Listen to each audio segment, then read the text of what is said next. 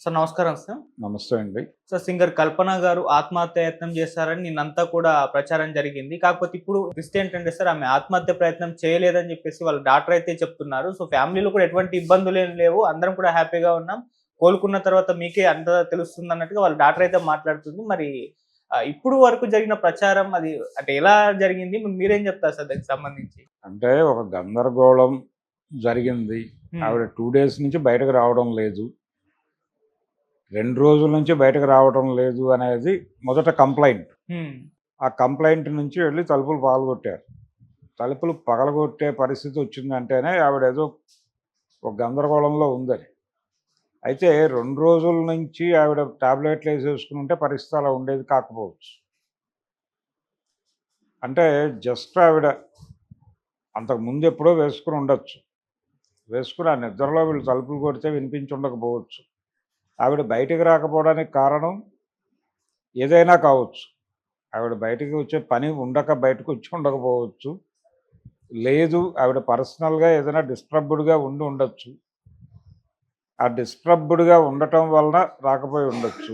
ఇప్పుడు కొత్తగా చెప్తున్నది ఏంటంటే, జనరల్‌గా ఆవిడ ఒక టాబ్లెట్ వేసుకుంటారు. వేసుకున్న విషయం మర్చిపోయి మళ్ళీ వేసుకోవడం వలన ఈ ప్రమాదం సంభవించింది. ఇది ఆత్మహత్య కాదు అనేది అక్కడ చెప్పారు. కానీ ఇదే సమయంలో ప్యారలల్‌గా ఇంకొక వార్త హాస్పిటల్ నుంచి బయటకొచ్చింది. హ్మ్. నా పెద్ద కుమార్తె నా దగ్గరికి రావడానికి తిరస్కరించటం వలన గాయపడి ఈ అఘాయిత్యానికి పాల్పడినట్టుగా ఆవిడ చెప్పినట్టుగా ఒక వార్త హాస్పిటల్ నుంచి లీక్ అయినట్టుగా ఒక సమాచారం మార్కెట్‌లో సర్క్యులేషన్ అయింది. పోలీస్ స్టేట్మెంట్ అది అంటారు. పోలీసు వారే. హ్మ్. పోలీసు వారి అధికార ముద్రతో బయటకొచ్చిన ప్రకటన. ఆ ప్రకటనని, ఈవిడ ప్రకటనని పక్కన కూర్చోబెట్టి చూస్తే కొంత గందరగోళం ఉంది అక్కడ అనేది అర్థమవుతుంది. హ్మ్. అంటే ఆవిడేదో కొంత డిస్టర్బెన్స్‌లో ఉన్నమాట వాస్తవమే. అయితే ప్రపంచానికి చెప్పుకోవాల్సిన అవసరమేం లేదు. ఎందుకంటే ఎవడు షేర్ చేసుకుంటాడో తెలీదు.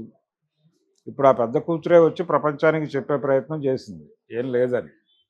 అది వాస్తవమే కావచ్చు. కొన్ని సందర్భాల్లో కొన్ని అపార్థాలు చేసుకోవచ్చు.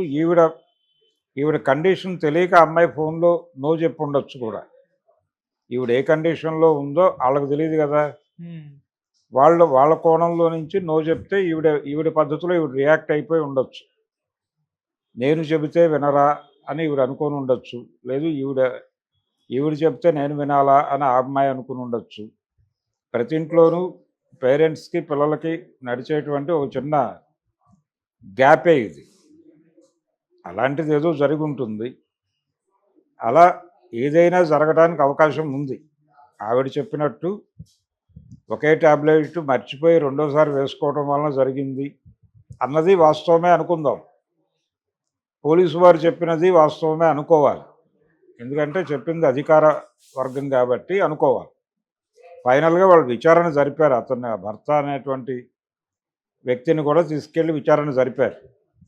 ఎందుకు విచారణ జరిపారు అంత సుదీర్ఘంగా అంటే ఏదో సంథింగ్ ఉందక్కడ.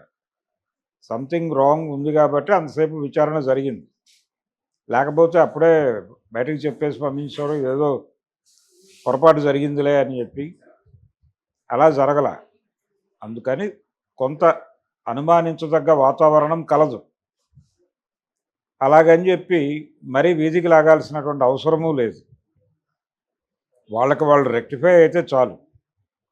ఇలాంటిది జరగటం వల్ల ఇలాంటి ప్రమాదం జరుగుతుంది అనే విషయం వాళ్ళకి స్పష్టమైతే భవిష్యత్తులో ఇలాంటి పరిస్థితులు రాకుండా ఏం చేయాలో ఆలోచించుకుని జీవితాన్ని అటువైపు డ్రైవ్ చేసుకోగలిగితే సరిపోతుంది. హ్మ్. ఆ డిజైన్ చేసుకోవడానికి ఇది ఒక వెసులుబాటుగా అనుకోవాలి. ఏదైనా వాళ్ళ పర్సనల్ గొడవలు అవి, వాళ్ళ జీవితాలకు సంబంధించిన గొడవలు. పిల్లలు తల్లిదండ్రులకి సపోర్ట్ సిస్టమ్‌గా ఉండాలి. అలాగే తల్లిదండ్రులు కూడా పిల్లలకి సపోర్ట్ సిస్టమ్‌గా ఉండాలి. ఒక దశలో వాళ్ళుంటారు, ఒక దశలో వీళ్ళు బలంగా నిలబడాలి. ఆ నిలబడటం లేదు అంటే తన వాళ్ళు అనుకున్న వాళ్ళు తనతో నిలబడడానికి సుముఖంగా లేరు అనిపించినప్పుడే ఒంటరితనం మరింత ఒంటరితనంగా మారుతుంది. ఒంటరితనం మరింత ఒంటరితనంగా మారినప్పుడే ఆత్మహత్యలు చేసుకోవాలనే కోరిక పుడుతుంది. అందుకని ఇది అంత ఆషామాషీగా వదిలేసే వ్యవహారం ఏం కాదు. తెలియకుండానే జరిగే తప్పులు. మేము కాన్షియస్గా లేము అలాగా అనొచ్చు వాళ్ళు. కాన్షియస్గాను అన్కాన్షియస్గాను ఆ కండిషన్కి అవతల వాళ్ళని నెట్టేయటానికి మీరు కారణం అయ్యారు. దాన్ని ఈరోజు కాకపోతే రేపైనా మీరు రెక్టిఫై చేసుకోండి. రెక్టిఫై చేసుకుని ఫర్దర్గా ఇలాంటి పరిస్థితులు రిపీట్ కాకుండా చూసుకోండి.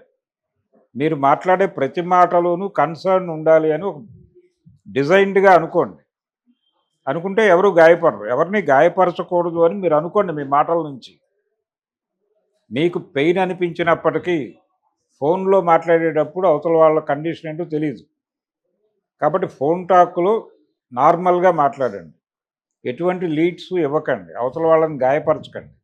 మీరు పర్సనల్గా ఉండి గాయపరిస్తే వెంటనే ఓదార్చడానికి మీరు ఉంటారు అక్కడ. ఫోన్లో మీరు గాయపరిచేసి కట్ చేసిన తర్వాత వాళ్ళు ఏమైపోయారో మీకు తెలియదు. అందుకని ఫోన్ టాక్లో చాలా ఒళ్ళు దగ్గర పెట్టుకుని నేలకు చేత్తో పట్టుకుని జాగ్రత్తగా మాట్లాడాలి. అది మీరితే ఇలాంటి ప్రమాదాలు జరగచ్చు. అది కూడా ఈ సంఘటన నుంచి ప్రపంచం నేర్చుకోవాల్సినటువంటి ఒక గుణపాఠం. అది కండిషన్. మొత్తం మీద కథ సుఖాంతమైంది. ప్రపంచం హ్యాపీ.